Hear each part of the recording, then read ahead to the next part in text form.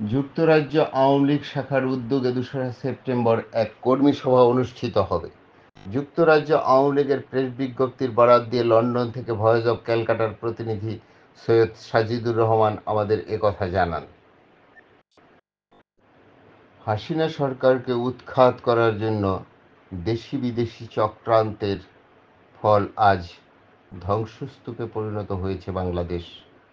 পাশাপাশি চলছে আওয়ামী নিধন, সেখানে চলছে লুটপাট, অগ্নিসংযোগ, সংখ্যালঘু নির্যাতন। নির্বিচারে এই হত্যা আর জঘন্যতম ধ্বংসলীলার প্রতিবাদে সাংগঠনিকভাবে কি করণীয় এবং কর্মপন্থা কি তা নির্ধারণের জন্য ২রা সেপ্টেম্বর ২০২৪ স্থানীয় সময় বিকেল ৫:৩০টায় লন্ডনের বর্ণশালী স্ট্রিটস্থ কলিংউড হলে এই কর্মী সমাবেশ অনুষ্ঠিত হবে।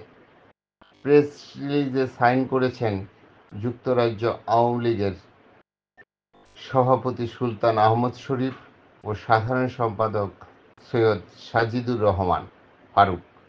প্রতিবেদনটি দেখুন কলকাতা। ভয়েস অব কলকাতায়।